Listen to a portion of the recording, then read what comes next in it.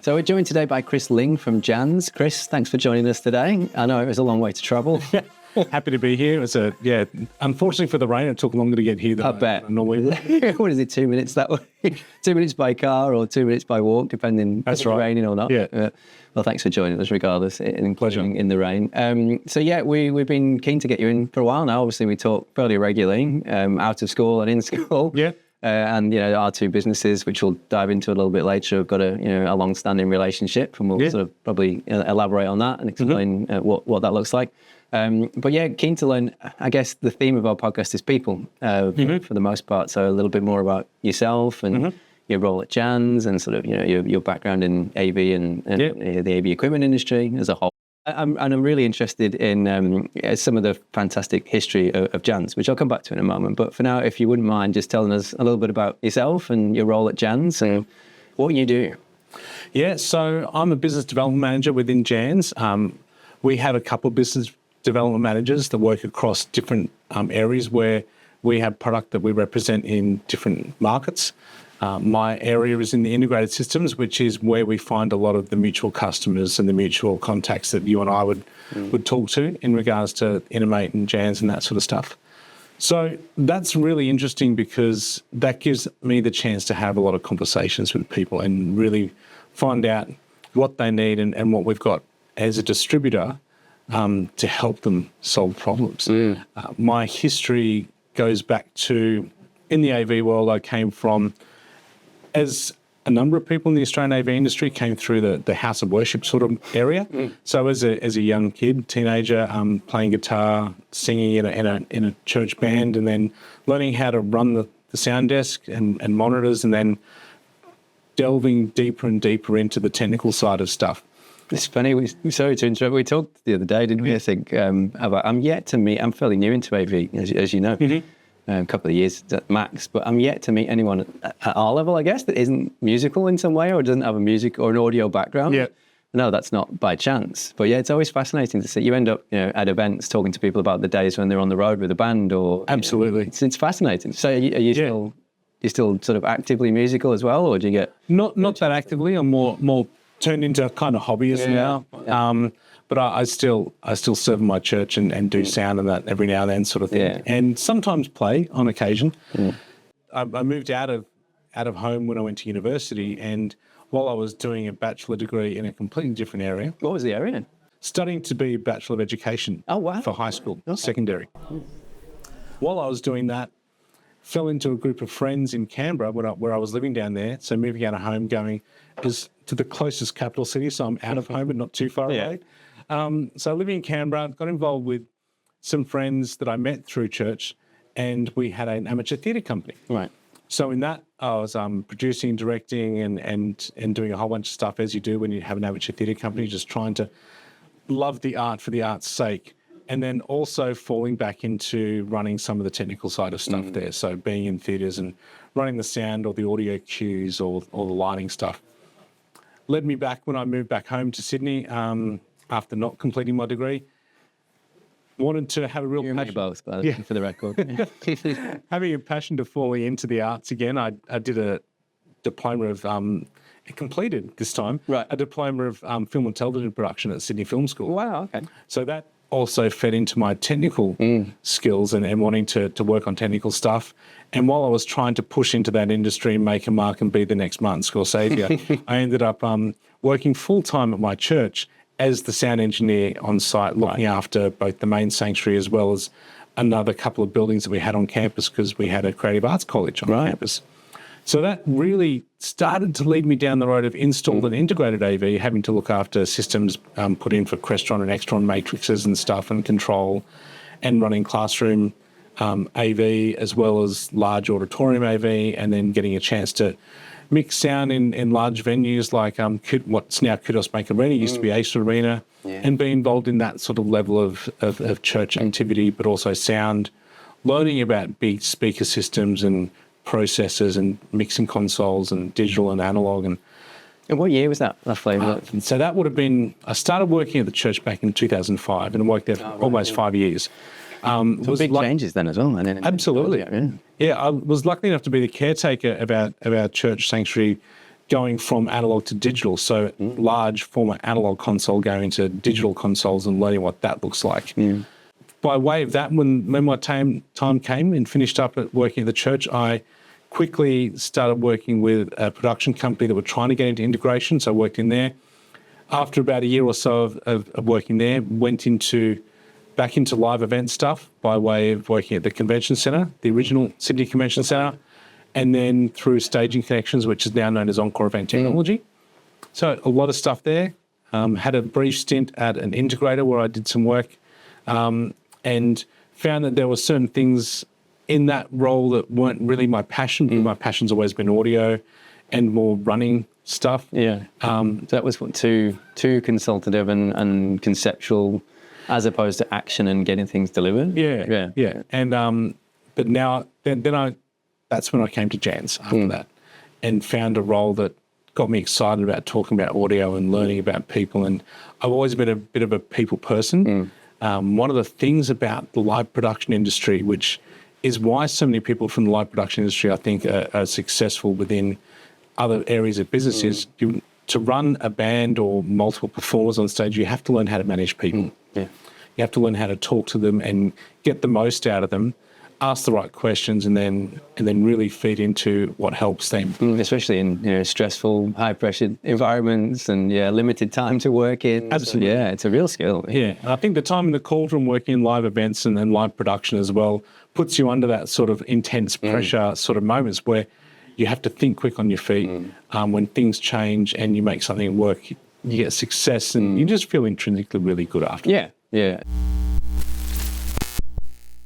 So you're another problem solver, aren't you? Yeah. Again, everybody I meet, not everybody that we talk to about either doing a podcast or that we do case studies with, they all seem to be just inherent problem solvers. Even if they don't class themselves as that, they're looking for things to solve, and then they find themselves in these delivery type roles, or consultative, but consultative at the delivery point. Like you're providing solutions for a number of different peoples in different sectors at every different level. But it's a problem that you're solving for them. It's what we do. We won't talk. It's not an Innomate advert, but that's what we do. Effectively, we're solving a problem. Yep. It's one of the reasons, I guess, our two businesses ended up working together. We're mutually trying to solve the same sorts of problems. You do one thing, we do another thing, but we're all trying to solve the problem for the customer. Yeah, and in general, the AV industry is like that. We're either trying to communicate in an entertainment aspect, either film, television, live music, that sort of stuff, or within installed systems where we're trying to help people have meetings, trying to engage with their clients or their employees or that sort of engagement. So it's all about finding a way to help people communicate and solving those sort of problems. 100%. This is interesting, right? So you were on a path for education, right? So you were going to be a teacher, I guess. And now, well, certainly what we do, as you know very well, is pretty much education sector at the moment. We've got obviously non-education sector customers. But do you find, so you work with education sector customers as well? So yeah, it's great. Some mutual customers. Absolutely. So do you find that that's, fulfilling something at least that you figured you may have gone down that education path? Or do you feel like that's giving you an advantage in some way, that you get that environment and the stress of an educator that's trying to perform a lecture and the equipment may not work? Yes and no. Sometimes I think it just comes down to I like hearing myself talk. We should do a podcast. Teachers have to be used to the sound of their own voice. Yeah. That's definitely helped me understand when to talk and when not to talk. Listening and asking the right questions. They're skills that teachers have to get the most out of their students. Absolutely. And it's also skills that help understand where people's perspectives are on the problems they're trying to solve with their audiovisual solution or with how they're communicating or how they're setting up different systems. So that helps both internally and externally as a professional when you're dealing with internal customers or external customers in general in business. I think there's sort of skills that probably it's very typical of salespeople to have that approach to it, because it becomes less about sales, more about problem solving. Yeah. It's a sort of an attribute or an approach that we share. In that case, we do very little sales. We don't do much marketing at all, really, and we're fortunate in that situation. But it does help when you don't have to sell, because you are genuinely solving a problem, especially when the organisation comes to you and says, we've got this problem, and then the first thing you can say is you're not alone. we've seen this before. Don't worry, we've got you covered, kind of thing. Yeah. So that's again, it's one of those very fulfilling parts of the job that you do when it is just software in our instance, which can get boring for a lot of software companies when you are just providing the service that people don't really need, or it's an elective service. With us, it's genuinely making people's lives better, and certainly in an education space. Yeah. You were very kind to, a few weeks back, give myself and Nick, one of our producers here, a tour of the Jands facility, I guess you'd call it, because in my head it was an office, and now I've learned it's much more than an office. So without going into too much detail, can you just tell us a little bit about that and how that started? Because we were beneficial of, we were lucky enough to benefit from a tour. You've got some pretty cool gear in there. We do. So Jands, as a history, has this spine of philosophy of experiences. Jands and there's actually a book that's been published, and it's out for people to purchase about the history of Jands and understanding the Jands story. But essentially, it's trying to give people great experiences. And in the early days of Jands, a lot of that was through concert production, which is where a lot of it started, and then very quickly into manufacturing stuff, because in the early days of a burgeoning AV industry within Australia, there was expensive to get product from overseas, but it was also affordable to create and make product locally. So the Jands story goes from manufacturing into the journey into becoming a distributor, which is what we are now, which we're very proud of as well. And in that history has been a lot of technical capabilities, a lot of understanding the industry as well and what they do. There's a whole raft of venues in Australia that would have products installed, particularly school halls or theatres and stuff, that would see a Jands logo and be very familiar with that, which we're very proud of. So that's our facility. We've got what's called the Eric Robinson Town Hall, and that's named after Eric Robinson, one of the great founding members of Jands, and brought it to where it is today. His passion was in the production industry, and a lot of the product that we've got on display in that Jands Museum, which has a history from 1970 up until around about 5 or 6 years ago, shows kind of an evolution of not just Jands as a business, but also some of the AV industry as well. And when we're talking about analog to digital, the lighting consoles is definitely an example of that, and the comm systems and different amplifiers. I love to tell the story about when my daughter went to her primary school. She saw a Jands logo on a dimmer behind the stage in their little auditorium, and just shouted out to her friends, "That's my dad's company." So, Proud parent moment. Absolutely. Love it. Yeah. It was really great. Thank you again for taking us around there. It was really fascinating. Nick and I got quite nerdy at one point, and then came back to the office with videos and pictures, and they all got nerdy as well. The guys that you can probably see behind Chris. No, it's been a lot of fun with that space, because we run some training for some of our manufacturer partners, and people come into that facility to come and do some training, and they just feel immersed in the world of what they're focusing on as well, which is really good. Yeah, it sort of fires up the emotional part of the brain, I think, doesn't it? When you see history and you remember just how far we've come in that, is it 50-year span that you've got in there? Maybe more now. Yeah, it's now 40, 54, I think we're coming up to. Yeah. That's good for a startup. Yeah. It was a classic old school startup, I guess, wasn't it? It's just like lived the test of time and gone through so many changes. Yeah. So, I mean, talking about changes, I'm on a daily basis baffled by, well, not baffled, but astonished, I guess, by how fast this industry moves. And again, only really being, at this level of AB and seeing it at an enterprise or a large organizational level recently, it moves phenomenally quickly. We're now, we're talking about controlless rooms and, what comes next. So without getting into future vision world too much, but how do you make sure that you are informed enough to be that, I guess, advisor or consultant for your clients and your suppliers, I guess, as well? I think one of the best parts of that is Jands, as a reputation and way of working, we have really good solid relationships with the manufacturers we represent. You got to, right? Yeah. So the best part of that is helping to be connection points.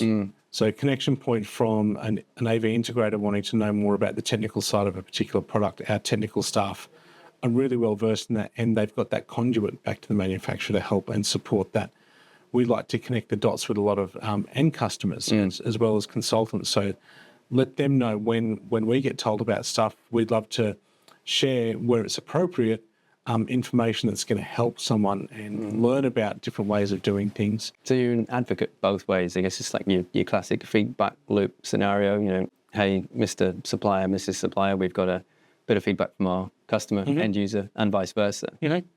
Yeah, I mean, again, similar world to the way we move. Yeah, and a lot of the philosophies that we've got at Jands is we love to pilot innovation and to be part of the innovation conversation. And that's definitely at the forefront of the brands that we represent. So we love the fact that the brands we represent are excited about not just selling a product, the same product for a long time, but where they can develop that product, where they can take it to the next level, and being able to be part of that chain or that supply chain and letting people know about that and seeing the success that people get out of using those products is really good. Yeah. Again, it helps you get out of bed in the morning, I guess, to go and do a job. It's the old phrase that if you love what you do, you'll never do a day's work in your life. That's right. Yeah. So we were talking just before we started recording about events, because there's been quite a few recently for us and yourself. And you were talking about InfoComm in Vegas coming up. We've just come back from QuestNet up in the Gold Coast, which is the first time I've ever been there. It's a cracking event. Again, highly valuable to us. We met some fantastic people who hopefully are going to turn into customers now and friends. And you and I were up at ATM. Last year now, up in a few months back. University of Queensland, back in November. Yeah, it seems like decades ago already. I know. Things do move fast. Yeah, and again, that was a cracking event as well. So how valuable do you find those sorts of events? Well, events and trade shows are always interesting because it's a mix of when we're representing our brands at an event, it might be translating to the attendees there why that particular brand or that particular solution suits their needs and representing a certain section of the market. That means that as a distributor, we have to be very pivotal in understanding the conversations that are happening with different parts. So, for example, coming up soon, we've got a transport infrastructure conference that we're attending and also exhibiting some stuff at. So that talks down a particular line of product and supply manufacturers that we support there.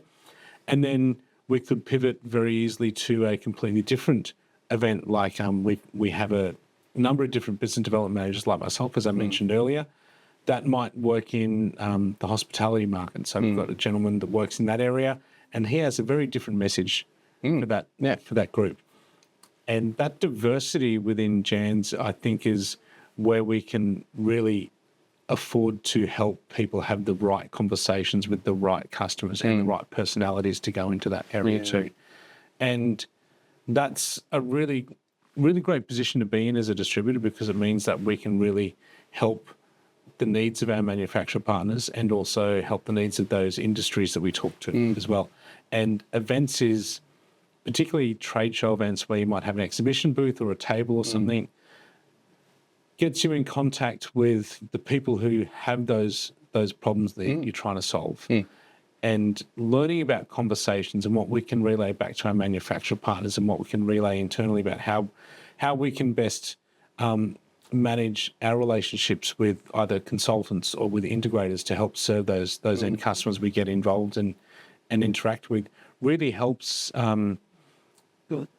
make sure that people feel connected the whole way through. Yeah. And I think not losing that connection is a really vital part, because then things become as inconsiderable as like, oh, I just got a fridge, so it's a fridge that does a job and that's it. That's all we care about. Yeah.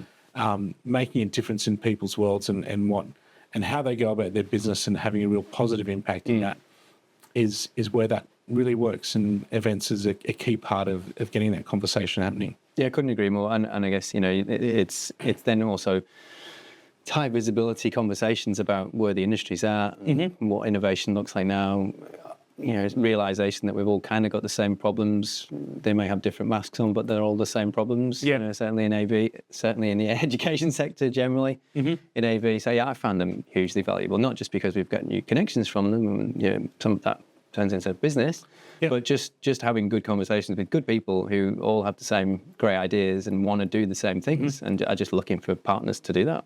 Yeah, and that's why we really love the larger events and things like Integrate that's coming up in August, where we have a whole range of our staff available to have different levels of conversation with different levels of people within their role in the industry. So we'll have our application engineers or our technical support team there, where they might have talked to people on the phone who they've answered a support call, or they emailed back on a case. They can meet them face to face, and they can put a real human aspect behind what they're trying to achieve. And talk about their old band or their old audio set. Absolutely.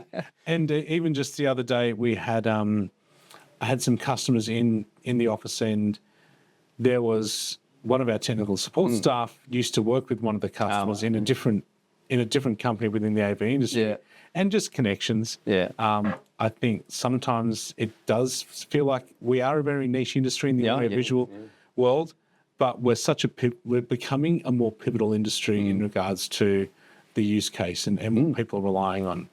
So having those connections with people and being able to reconnect in those areas really helps, and it's great. And Integrate becomes almost a family reunion and a catch up, as well as a trade show where we're all trying to make sure that we put our best foot forward. 100%. It keeps everybody honest, I think, as well, doesn't it? It's our business is,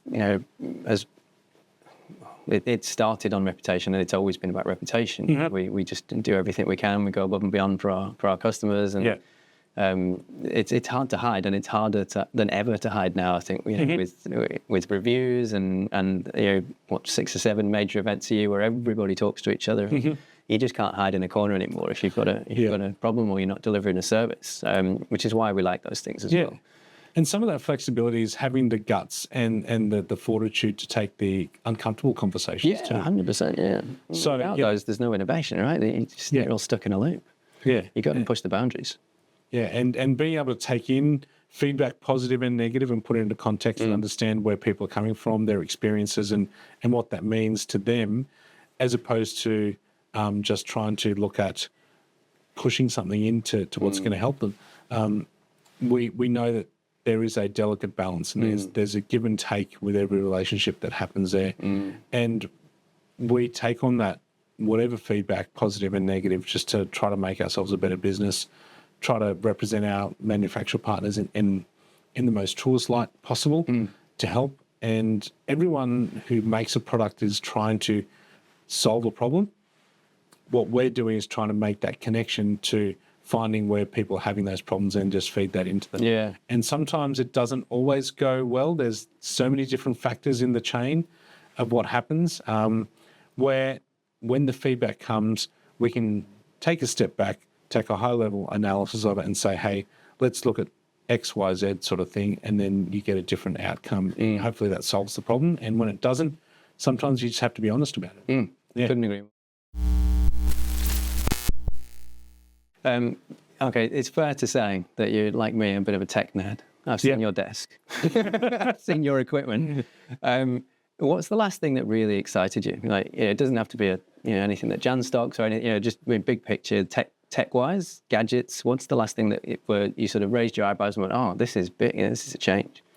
I won't lie. I do have a Mac Mini. I've got an iPad. I've got an iPhone. I looked at the demonstration video that Apple put together about the I love it. the Apple Vision. It was insane. It sells well. How it delivers on that, I don't know. I don't think I'll ever really have the funds to invest into the Apple Vision Pro. It comes down significantly. They've priced it interestingly. It is very interesting. I think that, and people talking about the metaverse and how you engage in the metaverse, and I think the consensus was we were going to be there by now, right? We'd all be in the metaverse in meetings. I think that's gone the way the Back to the Future 2015 would all have flying cars. Where's my hoverboard? Exactly.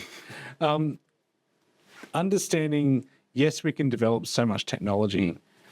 When we need it, it'll be there, which is great. When we don't need it, it's still there. It's the classic again, isn't it? We can do this, but like, should we do it? Why are we really doing that? Sometimes it comes down to the Jurassic Park Jeff Goldblum quote. We got so excited about that we can do it. Exactly. Should we do it is the other question. And the way people work, I mean, been so entrenched in what I do within Jands about workplace and education and that sort of stuff. I don't think any of that is losing the human connection. And I think people look into things like AI or those that metaverse and that sort of stuff as a substitute. I think nothing replaces the human connection. And audiovisual will always have a place potentially anywhere because you have to get your physical world into the digital world somehow. Yeah. So there's going to be some sort of integration with all that. Until they become sentient and tell us we're doing it all wrong. Yeah. Yeah, once we hit the matrix and have the spikes in the back of our head, that's fine. So those things are, I don't know if they so much excite me, but they pique my curiosity. It's just so much you can do, right? Even today. I mean, we're looking at using AI in various different ways at the moment with our service, how we diagnose issues and tickets, and but again, towards an end goal of reducing alarm fatigue and making users' lives better as an experience. So we're still a long way from zero human interaction. But it's there. We could probably do it tomorrow, but it's again, why would we do that right now? But we're on the precipice for sure of some big things. I also like the fact that people are getting out and about a bit more too. So there's so many things in the world that are about enabling your technology, but being mobile about it. So I think there's going to be this really great mix of people using their technology in their active lives. Have you seen the Humane AI pin? No, I haven't. Right, I'll have to, a link below. I'll have to share that with you. We'll talk about that off camera as well. But that blew my mind. It's basically one of I think he's head of engineering, and his wife, who was also the head of engineering or in a similar senior engineering role at Apple, and had children, and then realized that it was no longer comfortable. They were no longer comfortable with this device in between them and their children for their entire lives. And, you're a father. It's bad. I'm a father too. It's really bad. And even if you're taking pictures of your own kid, it's still, there's a thing in between you. Right? So he used that philosophy to go, let's remove the device. They're all going to be gone at some point anyway, we think. So let's get ahead of that and remove this intrusion from our lives. So he's effectively invented a pin that is your own personal AI that will look, listen, learn, and become an extension of yourself. So you put your computer down, you take your watch off, you put your phone down, you don't need those anymore. You raise your hand and the pin projects onto your hand for messages, and then it's interactive. It's in the market. You can go and buy it now in the US. Wow. But it's incredible. So it's your own AI, it learns. The most impressive display that he did at a TEDx talk was he spoke a sentence in English and then it translated in real time to French in his accent, in his voice. Wow. So that's barriers broken everywhere, and the possibilities are endless. That kind of lends me to think he was a Star Trek geek. It's got to be. Yeah, it's got to be. And I am... Universal translator in Star Trek was one of the coolest things. And that's on my list. I've kind of got my Dick Tracy stuff, my communicator watch. I'm happy with that. I didn't get my hoverboard, but this AI pin called Humane, we're getting close to that. Wow. But, computer, you make me an espresso. Kind of, we just need the replicator now, don't we? There you go. Mate, that is insane, that thing. It's absolutely incredible. It sounds fun. Yeah. I watched the TEDx review of it. I watched his, I can't remember his name, but I watched the TEDx talk and I thought it was satire. Yeah, right. Oh, it's like, this is a joke. Surely didn't. And because the way he's a very good public speaker, but he's very, I guess, considered and slow and rhythmic in the way he talks. He's obviously done this a lot, and he's very confident. So it looks a bit like, I don't know, an episode of Black Mirror or something. Oh, yeah. But wow, obviously it dawns on you that it's real. I mean, that example I gave where it translates in real time in his own voice into a different language alone is a game changer. But the rest of the other things it does makes so. The other example was it sounds like an advert for Humane now, but he held up a snack bar and said, "Can I eat this?" And it replied instantly, based on your health and medical records and your current conditions, the contents of the thing, I wouldn't recommend it. And then he says, I'm going to eat it anyway. And the AI says, enjoy. So he said we designed into this safety, and health is primary, and it's going to try and keep you from danger and keep you from health and keep you from harming yourself effectively. But we're not going to be intrusive. We're not going to stop you living your free life kind of thing. So it's not going to go, do not eat that, I'm going to call your doctor, or it's going to go, suggest you don't eat that. Yeah. But okay, go ahead and eat it. And I like that. They obviously, time will tell. Where I don't know, it might end up being Skynet. You never know. But it looks like they've got a real sort of ethics-based model. And certainly coming out of Apple. Not to say anything derogatory about Apple, they've been doing very good things for a long, long time, and their devices changed the world. But it seems to have just taken that and gone, okay, what's the 100% human component of this? Let's remove this intrusive brick away from interactions when you're talking to another person. I love where they're going with it. Yeah, and I guess that's kind of very similar and parallel to how a lot of what we do influences. How can we take the technology, while it enables so much stuff, how can we take it away from being the focus? Yeah, I couldn't agree more. And I think that's a really powerful part of what we're doing in the AV industry, and I definitely see that in a lot of the different products and the brands that come through our doors at Jands that have that approach to things.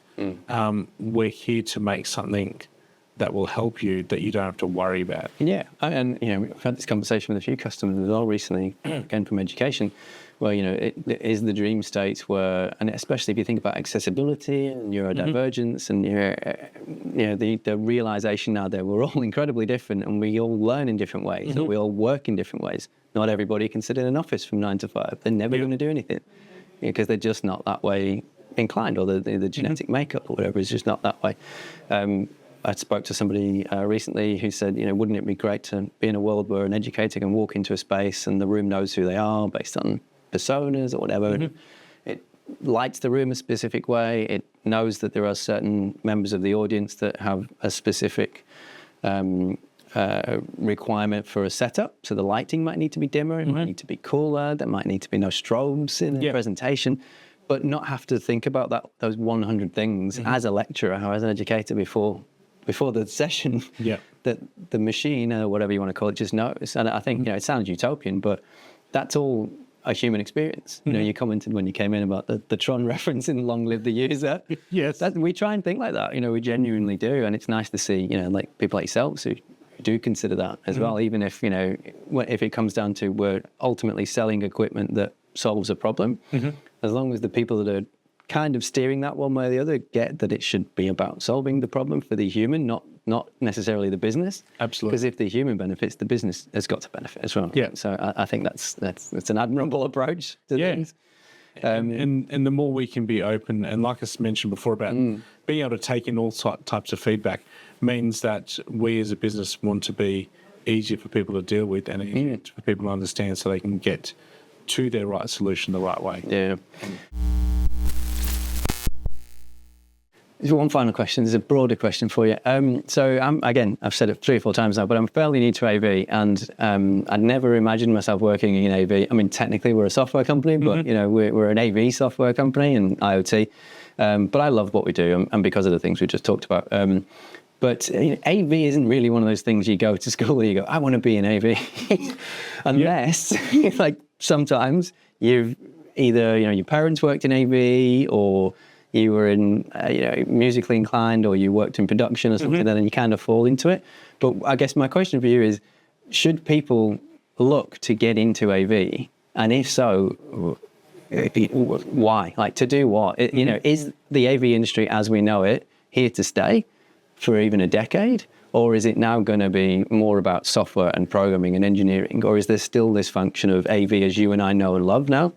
What do you think? That's really interesting, because in my early days of working at Jands, I'd talk to a lot of people and just say, as way of introduction, is what is a bit of your journey? It's a bit of an interview sort of thing, introduction to understand what sort of level I'd be able to connect with people on. Most of the time, I'd say about 90% of the time, most of us have fallen into a career in AV. Through different divergent paths that brought us there. Either it's a passion, as you mentioned before, passionate musician, or just a lover of music or technology or that sort of stuff, or theatre. A lot of people in the lighting industry might have come from the theatre background and that sort of stuff, and putting on plays and productions. I firmly believe that audiovisual is definitely here to stay.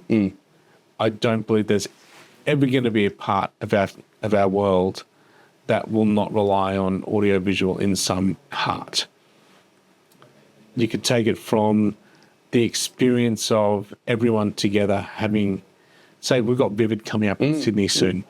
The lighting side of the audiovisual market very much highlighted their projection. There's always going to be a want for human experience, shared experience or interaction in some way, either in the workplace or education or in our general entertainment, in the lives of people, that audiovisual is always going to be the key focus point to deliver that. I think in general, that's going to sustain enough, and there is well worth a career in that.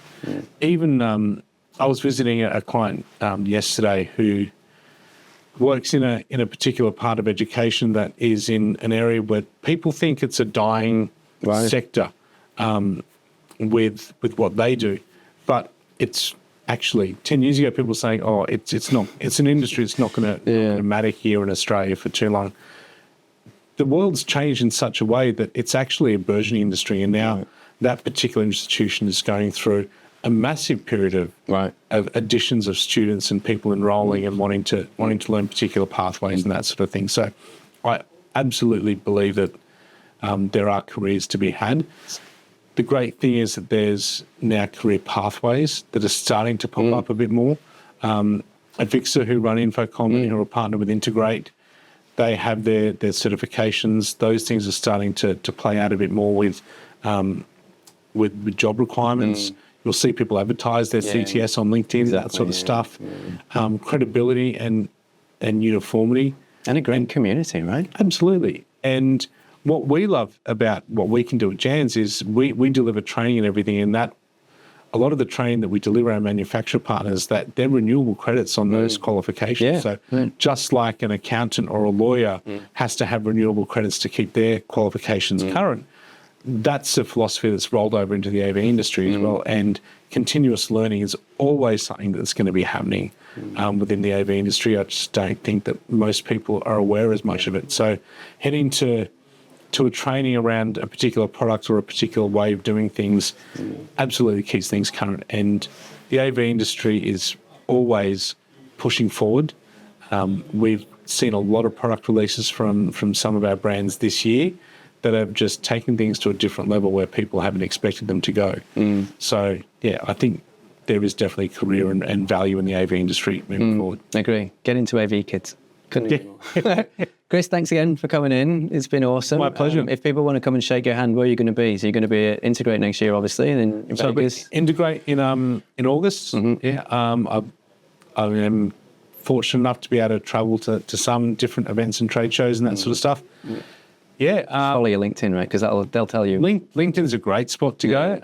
And just go to the Jands website and just have a look at what we've got to offer. There's, particularly as I mentioned, training, support, learning about different things. We're doing a number of events around the place as well. Jands gets the opportunity as being a distributor to host events around stuff.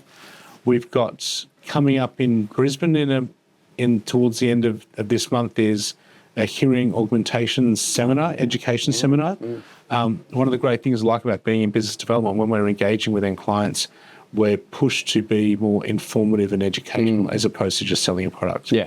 And that's really cool. So we've got one of our team members delivering that. In Brisbane, we've got some, and then you get on the real basic, you have to experience the AV to get into stuff. So we've got some road shows coming up where we're featuring some of our speaker brands and that sort of stuff. So we've got something coming up in Melbourne. Yeah, but Jands is always doing some sort of an event somewhere. Yeah. Okay. Well, keep us posted and we'll look out on LinkedIn for all those. Absolutely. And museum tours by invite only, right? Well, unless often some of our training schools, sign up to our training school and get reason to come into that. It's worth it just for that, I tell you. What a place. Yeah, we actually ran an advanced wireless training school just the week before we were in. Okay. Yeah. Where people came and they sat in that room and did some training. It blows your mind. Yeah, absolutely. Good. So, all right, Chris, thank you again. And yeah, we'll catch up with you either at an event or down the road when we're playing in your museum. Absolutely. Thanks, Chris. Cheers. Cheers.